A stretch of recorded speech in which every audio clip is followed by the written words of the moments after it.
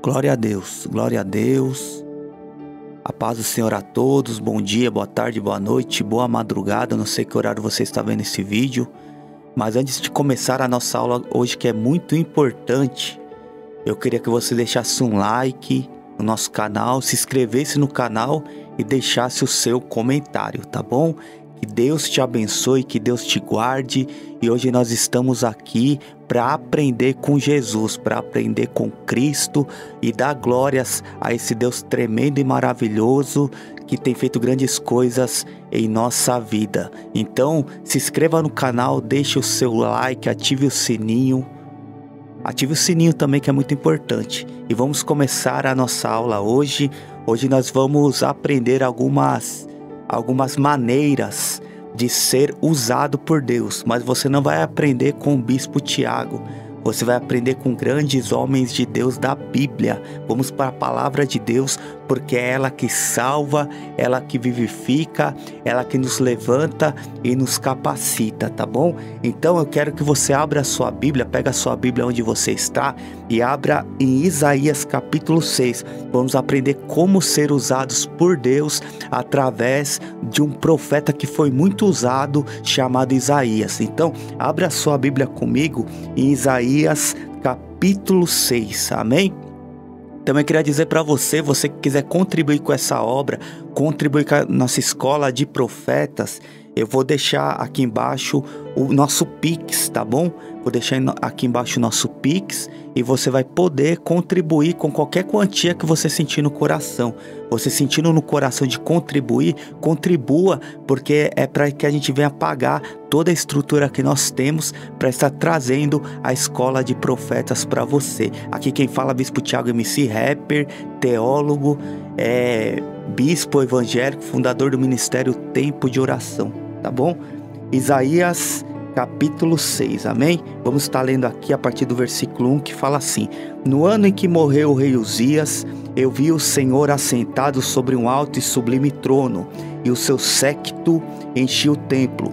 Os serafins estavam acima dele, cada um tinha 6 asas. Com 2 cobriam seu rosto, com 2 cobriam seus pés, e com 2 voavam, e clamavam uns para os outros, dizendo: Santo, Santo, Santo é o Senhor dos exércitos. Toda a terra está cheia da sua glória.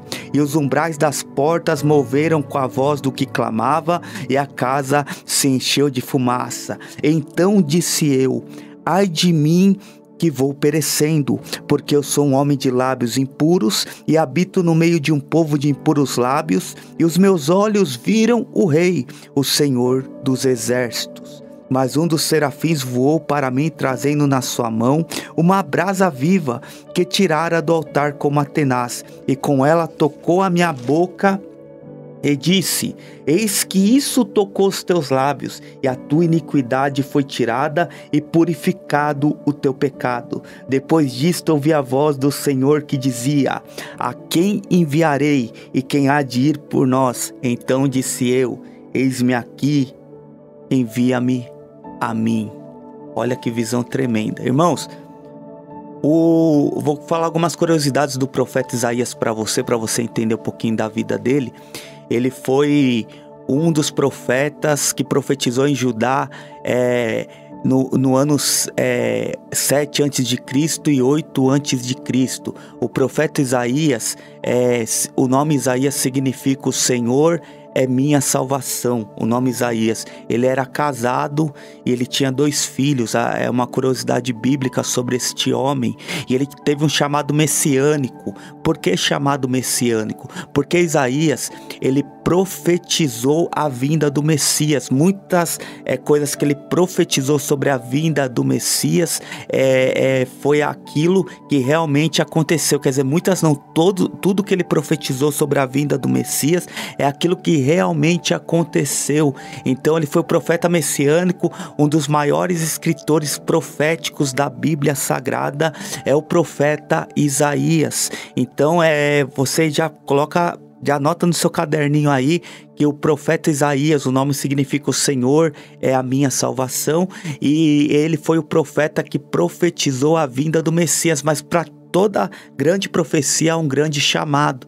Se você está aí na sua casa, nessa manhã, nessa tarde, nessa noite, nessa madrugada, eu quero dizer algo para você, né, nesse dia.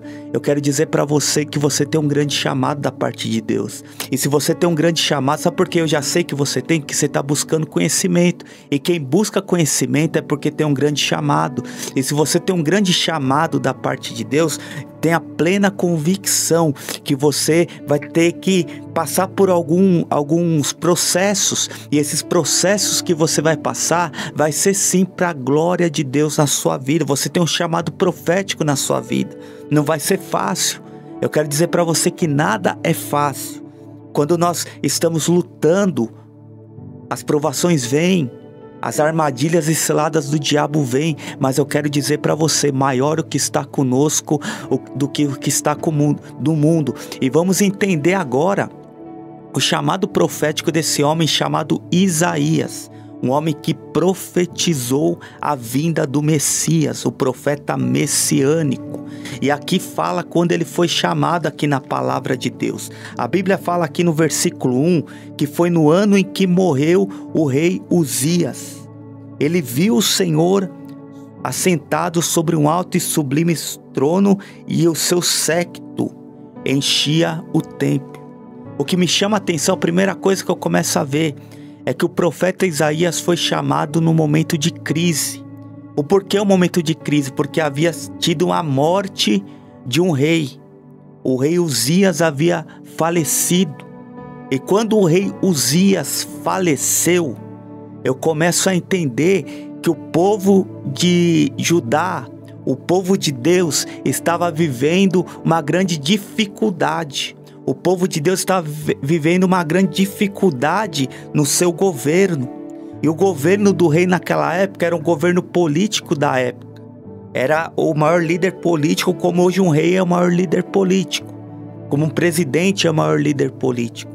Mas o rei, ele não era só o maior líder político, ele era o maior líder religioso. Então, espiritualmente, o povo estava vivendo um momento de decadência espiritual. Então a crise era política e a crise era espiritual. E a crise também era econômica, porque o rei havia falecido. Então havia um colapso na economia daquele povo. Então havia uma crise política, econômica e espiritual. Olha que crise feia que aquele povo estava vivendo. E foi no meio de toda aquela crise que houve um chamado profético. Eu começo a entender que muitas das vezes, terrenamente falando, nós estamos vivendo uma crise em nossa vida. Nós estamos vivendo um momento difícil em nossa vida. Mas é neste momento que Deus nos chama para uma grande obra. Se você tem vivido um grande momento de crise, você pensa, o Senhor não vai me chamar para nada. O Senhor não vai me chamar para a obra, o Senhor não vai me chamar porque eu estou vivendo uma crise econômica, eu estou vivendo uma crise no meio da minha família, eu estou vivendo uma crise conjugal, o Senhor não vai me chamar. Esqueça. Se você tem vivido um momento de crise, o Senhor pode te chamar nesse momento para te exaltar, para te capacitar para uma grande obra. Então, tem pessoas que estão vendo esse vídeo que tem passado um momento de crise. Eu quero dizer para você, o Senhor te chama para uma grande obra no momento de crise. Você que está vendo esse vídeo, tenha a convicção que Deus tem te chamado para uma grande obra. Deus tem te chamado para um grande projeto. Então a primeira coisa que aprendemos, Deus nos chama para uma grande obra no momento de crise.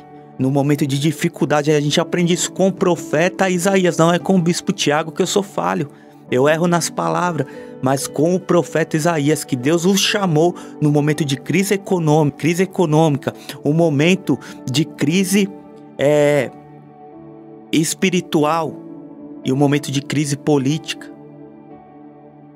O Senhor chama ele. E o Brasil tem vivido momentos de crise também, né? Crise espiritual, crise econômica e crise política. E aí que o Senhor chama grandes profetas para essa geração. E você é um profeta que Deus tem chamado para uma obra. E ele começa a contemplar aquela visão, que ele vê o Senhor assentado sobre um alto e sublime trono, e a glória do Senhor enchia aquele templo. Eu quero dizer para você que a glória do Senhor, ele tem que encher a tua vida. Você é templo do Espírito Santo. E a glória do Senhor vai encher a tua vida. A glória do Senhor tem que encher a tua casa, a tua família. E Deus tem que mostrar para você que Ele é Deus na tua vida, através da glória dEle. E a Bíblia fala aqui, ó. Os serafins estavam acima dele, cada um tinha 6 asas. Os serafins, irmãos, são anjos e eles adoram o Senhor no Santo dos Santos.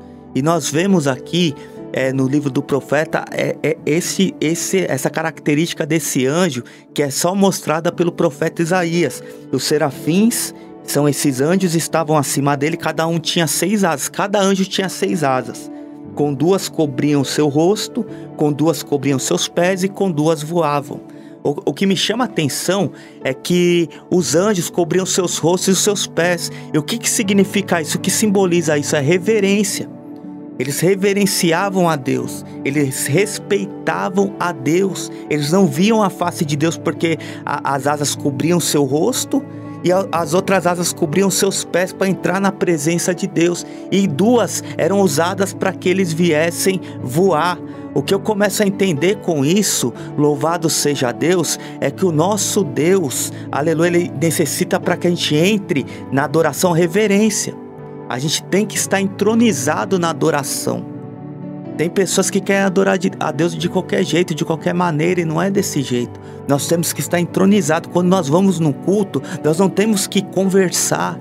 Quando nós vamos no culto, nós não temos que ficar falando de coisas aleatórias no meio do culto, não.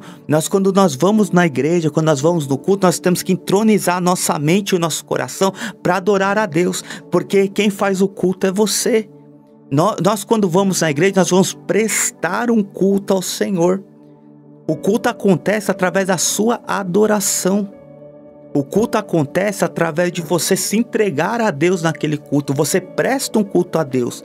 Você não vai para a igreja para medir o culto, se o culto está bom, se o culto está ruim, não. Você vai na igreja prestar um culto. Então, quando você vai prestar o culto, você esquece do irmão que está do seu lado, do irmão que não deu a paz do Senhor para você, do irmão que às vezes você está com algum problema pessoal com ele. Você esquece de tudo isso, sabe por quê? Porque você vai lá render graças a Deus. Você vai lá render graças ao Senhor, então você esquece de tudo e vai adorar. Então, para você adorar a Deus, para sua adoração chegar até Deus, nós aprendemos com os anjos, com os serafins, que é necessário reverência. É necessário nós se entregarmos à adoração. Eles se entregavam à adoração porque eles cobriam o seu rosto, os seus pés e as 2 asas que tinha nas costas deles. Eles voavam ali e rodeavam aquele ambiente e clamavam ao Senhor e rendiam graças ao Senhor. Olha que interessante.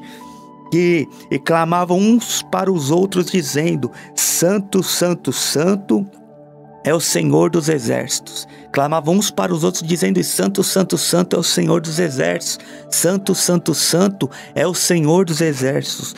Toda a terra está cheia da sua glória. Eles clamavam e profetizavam aquilo. Toda a terra está cheia da sua glória. Santo, Santo, Santo é o Senhor dos exércitos. Toda a terra está cheia da sua glória. Então eles se entregavam naquela adoração. E a Bíblia nos fala aqui, olha que interessante. E os umbrais das portas se moveram com a voz do que clamava, e a casa se encheu de fumaça. O que significa essa fumaça? É que através da adoração daqueles serafins, a casa se encheu da glória de Deus. O séquito, o poder de Deus encheu o templo, a glória de Deus encheu o templo, e a manifestação da glória de Deus era aquela fumaça, através do que? Da adoração. Então, irmãos, no momento de adoração, eu costumo observar, eu sou muito observador. Às vezes no momento da adoração, a gente está preocupado com outras coisas, a gente está preocupado com a nossa unha, com o nosso cabelo, a gente está preocupado de conversar com o irmão, a gente está preocupado de tantas coisas e esquece que o momento da adoração é o momento que a glória de Deus desce na igreja, é o momento que a glória de Deus desce na nossa casa. Você, antes de orar, adore a Deus. Antes de você tá orando, buscando a presença, adore a Deus. Tire momentos de adoração. Tire momentos para você glorificar Ele. Coloque um louvor, adore a Ele antes. Você vai ver que o ambiente vai mudar. O seu quarto de guerra vai estar cheio da unção e autoridade de Deus, porque você adora. E conforme você adora, a glória de Deus desce naquele lugar. E quando a glória de Deus desce, Deus começa a mover dentro de você. E quando Deus move dentro de você, você começa a lançar palavras proféticas. E essas palavras começam a surgir efeito. A nuvem de Deus desce. Quantas das vezes, irmãos, eu estou orando no meu quarto, e quando eu estou orando na igreja, no meu quarto, eu começo a contemplar uma visão de uma nuvem descendo. Essa nuvem é a glória de Deus que desce naquele ambiente. Então você tem que entender que a primeira coisa que nós temos que entender é que Deus se apresenta para o homem no momento de crise. Anota na sua caderneta: Deus se apresenta para o homem no momento de crise. Segunda coisa que nós aprendemos, aleluia, que nós temos que entronizar a adoração a Deus. Para sermos usados por Deus, nós temos que entender que o Senhor nos chama em momento de crise. No momento de crise você não deve chegar na igreja e ficar cabisbaixo, triste, não. No momento de crise você tem que buscar a glória de Deus. No momento de crise você tem que entender que o chamado de Deus na sua vida é maior do que o momento de crise que você está passando. Anote aí: o chamado de Deus na sua vida é maior do que o momento de crise que você está passando. Porque o momento de crise pode passar, mas as promessas de Deus podem passar os céus e a terra, mas as promessas de Deus vão se concretizar na sua vida. Então vai passar o momento de crise. O momento de crise é um momento, vai passar, mas as promessas não vão passar. As promessas de um novo céu, uma nova terra. Na casa de meu pai há muitas moradas. Se eu não fosse assim, eu não teria dito: vou preparar lugar. Eu quero dizer para você, meu irmão, que não é o momento de crise que vai te parar, mas o momento de crise tem que fazer você encarar o problema e ir para a luta. Vai para a luta no momento de crise. O momento de crise é o momento de você guerrear. O povo de Israel estava no momento de crise, quando Golias se levantava. E o que Davi fez? Todo mundo com medo, ele enfrentou o gigante. E Deus está te chamando para você enfrentar o gigante. Então, no momento de crise, Deus te chama. Escreve aí: chamado. Como ser usado por Deus no momento de crise, Deus te chama. Segunda coisa: entronize a adoração ao Senhor. Você quer ser usado por Deus? Entronize a adoração ao Senhor com reverência. Quando você estiver adorando, você está adorando. Você esquece das pessoas do seu lado. Às vezes a gente fala isso na igreja, as pessoas não escutam você. Parece que você está falando com as paredes, que você fala: vamos adorar a Deus, para de conversar. As pessoas continuam conversando. E depois não recebe a bênção de Deus. Fala: mas por que eu não recebi? Porque você não está adorando a Deus. Você está conversando, você está rindo, você está brincando e não adora a Deus. Aí você quer que Deus te abençoe? Então entroniza a adoração. Os serafins estavam adorando e a glória de Deus desceu.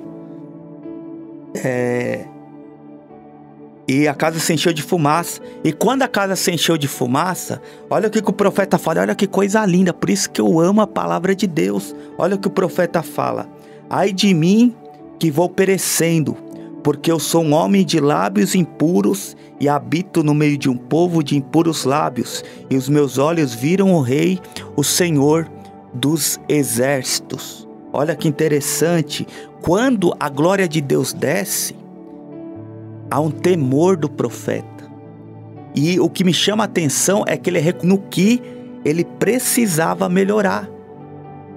Então, irmãos, terceira coisa para nós sermos usados por Deus é reconhecer que precisamos melhorar.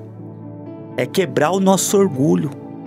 Muitas das vezes, irmãos, a gente vê que a gente chega num patamar espiritual que a gente acha que a gente não erra mais. A gente erra e acha que não erra. Ou acha que o nosso erro não vai ser compatível com o erro do irmão. Às vezes você erra igual o irmão, mas parece que o erro dele é maior do que o seu, porque você está num patamar maior, e não é desse jeito. Nós temos que reconhecer o nosso pecado. Ele reconheceu ali e falou assim: eu sou um homem de lábios impuros. Eu sou um homem errado. Eu sou um homem que preciso melhorar. Ele pensou que ia morrer. Eu vou perecendo porque eu vi a glória de Deus e eu não mereço ver a glória de Deus. Os anjos estavam com o rosto coberto e ele viu a glória que os anjos não viram. Então ele tem um privilégio muito grande. Ao mesmo tempo do privilégio, ele tem um temor de Deus. E diz em Provérbios que o temor ao Senhor é o princípio da sabedoria. Então nós temos que temer a Deus. E quando ele vê a glória de Deus, ele pensa que vai morrer. Mas o que me chama a atenção é que ele fala: eu sou um homem de lábios impuros. E ele lembra do povo que estava com ele: eu habito no meio de um povo de impuros lábios. Irmãos, nós temos que pensar no nosso irmão. Nós que estamos em comunidade, igreja, a aula passada falamos sobre unidade da igreja. Nós temos que pensar no irmão que está do nosso lado. Não se sentir superior a ele, mas se sentir pessoas que podem ajudar, ter empatia. O que é empatia? Se colocar no lugar do próximo. Isaías ali se coloca no lugar do povo. Ele fala assim: eu sou um homem de lábios impuros. Eu habito no meio de um povo também que tem impuros lábios. E eu vou morrer porque eu vi a glória de Deus. Ele reconhece o pecado. E sabe o que Deus quer? Que todo dia nós fazemos uma autoanálise de nós mesmos para melhorar. Cada dia que você acordar, vai no banheiro, pratica isso, olha no espelho e fala: o que eu posso melhorar hoje? Com o próximo, com o ser humano, com Deus. Porque todos os mandamentos é resumido em 2. Amarás o seu Deus acima de todas as coisas e o teu próximo como a ti mesmo. Então, irmãos, não adianta eu colocar um terno bonito para ir para a igreja. Não adianta eu ter uma Bíblia desse tamanho e levar na igreja se eu não pratico aquilo que eu tenho que praticar, que é o amor ao próximo. Ali Isaías, ele pensa no povo. Olha o chamado profético como é que é. Entendeu? Aí nós já entramos em outras coisas que você precisa anotar. Primeira coisa, a terceira coisa, reconhecer o nosso erro. Reconheça o seu erro, reconheça onde você precisa melhorar. Entendeu? Analise-se o homem a si mesmo, e assim coma desse pão e beba desse cálice. A Santa Ceia não fala assim, porque nós temos que se autoanalisar. Porque tem pecado que o pastor não vai ver pecado seu para te corrigir. Mas você pode se autoanalisar e falar: eu tenho que melhorar nisso. Então, reconheça o seu erro. E pense nas pessoas que estão ao seu derredor, que você pode ajudar elas a melhorar também. Você pode ajudar com o quê? Com um abraço, com uma palavra de conforto, com a oração por esse povo. Às vezes, você em silêncio e tendo atitude, você ajuda mais do que você falando. Tem pessoas que gostam de falar, mas às vezes você em silêncio, tendo atitude, você ajuda mais. Sabia disso? Às vezes você orando, intercedendo, a pessoa não gosta de você, você abraça e fala: mas eu te amo em Cristo Jesus. A sua atitude quebra a pessoa. Você sorrir para a pessoa, um sorriso pode quebrar a pessoa. Então o profeta Isaías, ali, ele nos ensina a pensar no próximo. Entendeu? Um grande líder, uma pessoa que quer ser usada por Deus, ela tem tudo isso. Ela é chamada no momento de crise, no momento de dificuldade, ela é chamada por Deus e não arreda o pé. Ela sabe adorar a Deus, ela entroniza a adoração a Deus. Ela reconhece os seus erros. E ela pensa no próximo. E quando ele faz isso, o Senhor se alegra. E manda. Assim, olha que interessante. Mas um dos serafins voou para mim, trazendo na sua mão uma brasa viva que tirara do altar como a tenaz. E com ela tocou a minha boca, e disse: eis que isso tocou os teus lábios, e a tua iniquidade foi tirada, e purificado o teu pecado. Olha que interessante. Então ele estava ali reconhecendo o pecado. E quando ele reconhece, Deus manda um serafim, um anjo de adoração, pegar com uma tenaz, que é um pegador, como um pegador de macarrão. Quando você vai numa lanchonete, tem aquele pegador de salgado, sabe? Aquele pegador é um pegador como se fosse aquele. E pega uma brasa viva tirada do altar de Deus e leva até o profeta Isaías. E aquela brasa viva toca a boca dele. E o serafim fala assim: eis que isso toca os teus lábios, e a tua iniquidade foi tirada, e purificado o teu pecado. Olha que interessante. Qual que é a brasa viva que isso representa? É a palavra de Deus. Quando a palavra de Deus toca a nossa boca, a gente começa a ter outras atitudes. Então, quando aquela brasa toca a boca do profeta Isaías, a vida dele muda. A vida dele muda. E eu quero dizer para você, você quer ser usado por Deus? Palavra de Deus na sua vida. Leia a Bíblia, come a Bíblia, busque livros de ajuda, livros de bons escritores. Antes de você comprar um livro, veja a biografia desse escritor. Não vai pegando qualquer livro para você ler também não, mas veja a biografia. Mas o mais importante é isso aqui, ó, 66 livros que tem aqui, para você aprender a ser usado por Deus, para você evoluir. Porque quando isso toca a sua boca, quando você estuda a palavra, isso toca a sua boca, você sobe de patamar espiritual. E você começa a adquirir dons de Deus através da sua busca, através da tua adoração, através do seu reconhecimento, através de você pensar no próximo. E através da palavra de Deus, você começa a ser usado por Deus. Quer ser usado por Deus? Reconheça, você está vivendo um momento de crise, Deus está te chamando. Reconheça isso. Eu estou passando um problema financeiro, Deus está te chamando. Estou passando um problema espiritual, Deus está te chamando. Estou passando um problema conjugal, Deus está te chamando. Deus está te chamando. Deus não chama os perfeitos, mas Deus capacita os escolhidos. E a seara é grande e poucos são ceifeiros. Primeira coisa, anote aí. Deus te chama no momento de crise. Segunda coisa, entronize a adoração a Deus. Se renda a Ele. Se renda. Quando você se rende num assalto, o que você faz? Você levanta a mão e você não faz mais nada. Você não faz mais nada. Por quê? Porque o assaltante está no domínio da sua vida. Você se rendeu. E assim é o nosso Deus. Você tem que se render a Ele, deixar Ele trabalhar na sua vida. Deixar Ele trabalhar. Hora de adoração, hora de adorar. Busque a Deus, dedique 10% do seu dia para adorar a Deus. O que é 10%? 2 horas e 40 minutos por dia. Se você adorar a Deus, você está entregando o seu dízimo de adoração a Deus. Então entronize a adoração a Deus. Reconheça os seus erros. Para de ser orgulhoso, falar que você não erra, ou não querer reconhecer o erro. Reconheça, fala, não, eu estou errado, eu preciso melhorar. E pense no próximo. O povo que está comigo também é tudo errado, tudo precisa de melhoria. E quando você faz isso, e a brasa de Deus toca a sua boca, a palavra de Deus toca a sua boca, sabe o que acontece? Vem um chamado de Deus. A quem enviarei? E quem há de ir por nós? E nesse momento, você vai falar assim: eis-me aqui, Senhor, envia-me a mim. Deus quer te usar. Mas para isso é necessário você entender que no momento de crise Deus está te chamando. É necessário você entender que você precisa entronizar a adoração a Deus, precisa orar a Deus. Você tem que reconhecer os seus erros para você melhorar.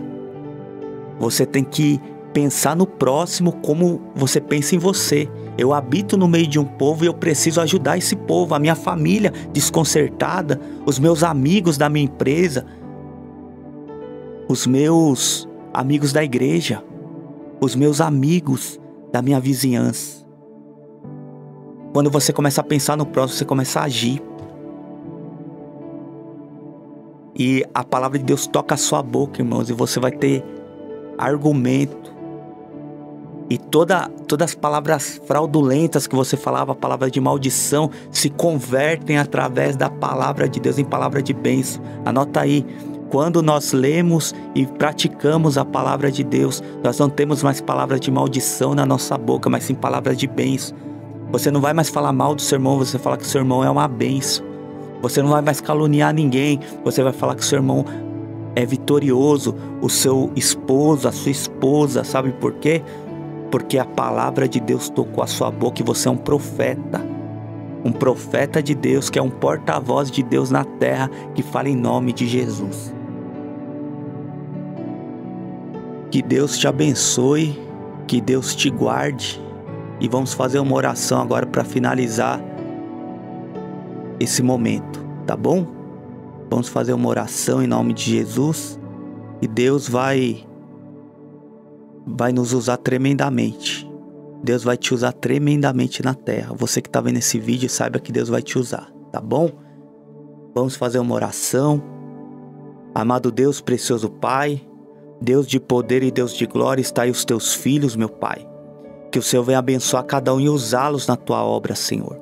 Como foi falado aqui, a seara é grande e poucos são ceifeiros. E eu peço ao Senhor, ó Pai, esta pessoa que está com mágoa no coração, esta pessoa que está pensando em desistir, esta pessoa, Senhor, que acha que nesse momento de crise não há chamado de Deus na vida dela. Meu Deus, que neste momento o Senhor mostre para ela, para ele, ó Pai, que o Senhor é o Deus que chama no momento de crise. Como o Senhor chamara o profeta, ó Pai, que estava vivendo um momento de crise. O Senhor o chamou para uma obra e a palavra do Senhor tocou a boca dele e ele começou a ser usado pelo Senhor. Eu te peço, ó Pai, que cada pessoa que está vendo esse vídeo, cada pessoa que está vendo essa aula, que seja usado e tocado pelo Senhor, para que o teu nome seja glorificado, para que o teu nome seja exaltado. Tudo isso nós te pedimos, ó Pai, e já te agradecemos em nome de Jesus. Amém? Que Deus te abençoe, que Deus te guarde e fica com essa palavra aí da parte de Deus, para que o nome do Senhor seja glorificado na tua vida, para que você seja usado por esse Deus maravilhoso. Amém? Deus te abençoe.